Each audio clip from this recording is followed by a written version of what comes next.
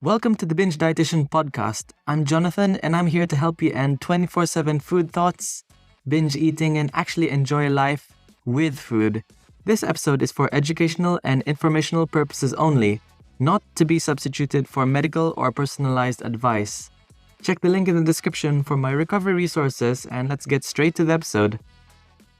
We've seen it everywhere, on supermarkets, and for me, especially if you live in the UK where I'm at, in Sainsbury's, Tesco, Aldi, Morrisons, and many other supermarkets. Sometimes at certain times of the day, you would find clearance items. And for those who don't know what a clearance item is, essentially, it's a set of massively discounted items which are about to be going off soon or close to their best before or use by date. So, common clearance items you'd often find are cookies, pies, bread, pastries. And usually, a pack of cookies, for example, is normally £2, but if it's usually on clearance, you can find them for only like 10p each. And in American dollars, that's probably like 20 cents, roughly. And then you could find probably a whole pie for only 5p. And one time, I remember clearly, very, very clearly, I would rely on only these foods because I wanted to save money, which seemed like the very reasonable option back then. And remember, this was before I studied to become a dietitian. I would only have these pies, cookies, pastries for breakfast, lunch, and dinner. Although I did save lots of money, I was starting to have really bad reflux, acid reflux, and really bad stomach issues because the only thing I would eat only are pies, cakes, and cookies. Not really balanced meals. So fast forward to university when I struggled with binge eating after trying to lose as much weight as possible, which I did, but I had to maintain it by just binge eating and skipping breakfast and lunch, binge eating dinner, and had to have skipping breakfast and lunch again. It was this never-ending cycle. And every time I just walk by a store, I would just wander across the store if there's any clearance items, and oftentimes there would be those clearance biscuits, clearance cookies, cakes, and pastries. And when I struggled with binge eating back then, it was all about no sugar, no cookies, no pies, and the moment I'd walk into a store, I would find these clearance items, and then my eyes would massively light up, thinking, oh, it's time to save lots of money. And I would try to fill my shopping basket with probably like 5 packs of cookies, 3 loaves of bread, all those other things, just to basically hoard all of those clearance items so I can binge on them later on. So this led to a very difficult situation for me, especially when I struggled with binge eating back then. Now that I escaped the cycle of binge eating and I'm binge free for probably 3 or 4 years now, lost count, I'm going to explain how you can deal with clearance items or massively discounted binge foods in shops. So before we head over to why we're having these binge eating episodes on these clearance foods, I want to quickly explain the 2 types of binge triggers, mental restriction and physical restriction. So mental restriction looks like, well, I'm going to cut out all of these foods, no cookies, no chocolates, no eggs, and cutting out whole food groups in an attempt to get rid of these cravings.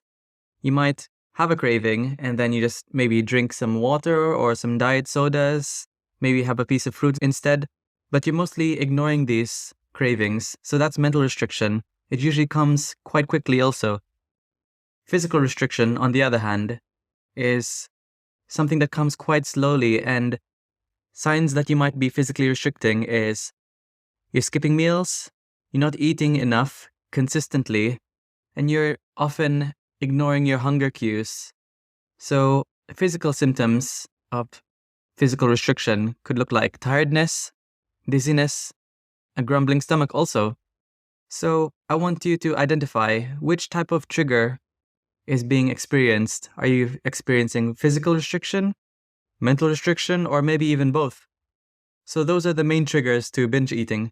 So going back to the food and those clearance items, I want you to think and ask yourself, once again, am I craving these clearance foods or these discounted foods because I'm restricting myself around this food? And this restriction is turning these foods into forbidden foods. And there's this theory in science called the forbidden fruit theory.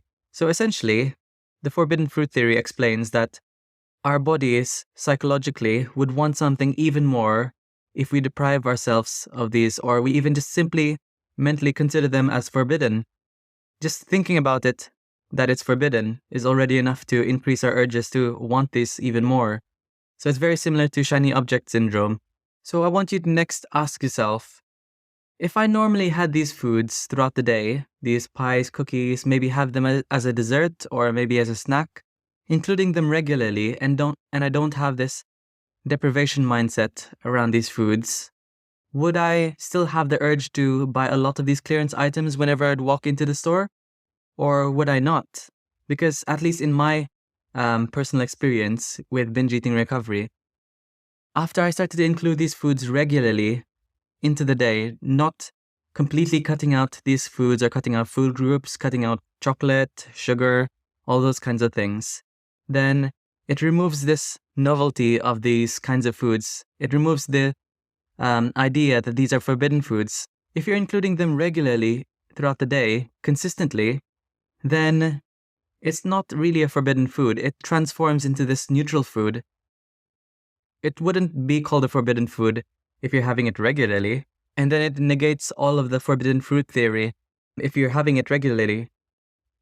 And you might be thinking right now, okay, so I'm going to include these foods. But that's the reason why I'm binge eating in the first place, because I can't control myself around these foods. That's why I'm trying to restrict them. So earlier, we talked about mental restriction and physical restriction.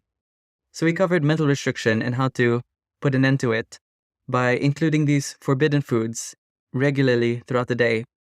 But if you're still having a thought that you might overeat on these foods, then we need to look at physical restriction. So are you eating regular meals, breakfast, lunch, dinner, with snacks in between, your mid-morning snack and mid-afternoon snack? So are you keeping yourself consistently and regularly full? So maybe around like an 8 out of 10 full in the fullness scale.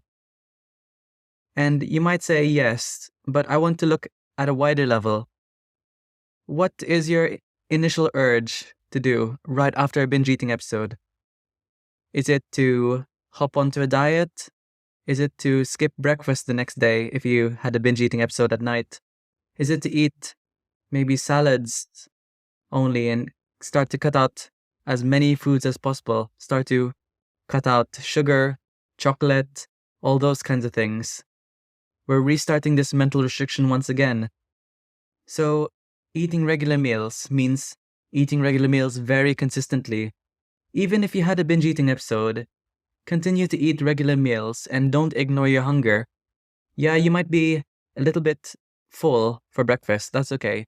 But maybe your hunger might start to kick in, like in the middle of the morning. Then start to have something to top yourself up so you're like 7 or 8 out of 10 full.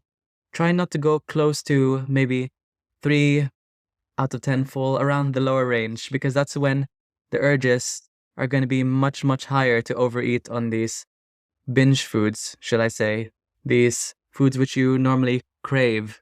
So if you're keeping yourself full throughout the day, then you're not gonna have an intense overeating episode on these foods that you normally binge on, because you're keeping yourself full and you're keeping yourself satisfied.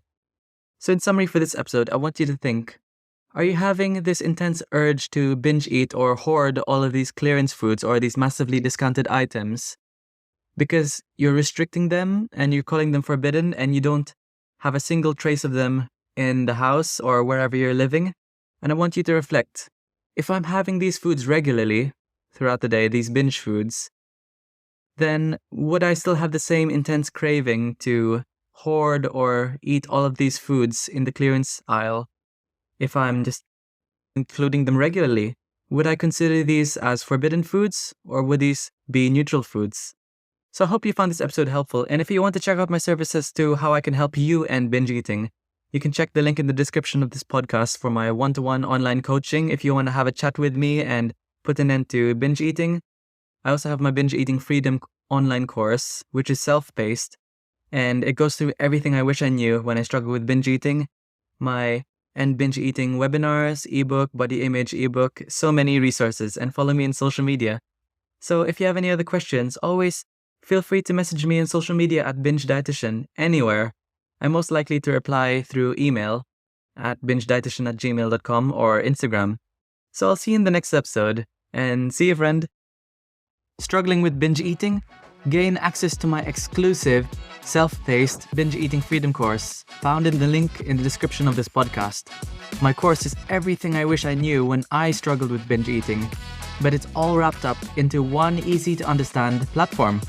You'll finally learn how to put an end to binge eating and put an end to food dictating everything you do, controlling your life.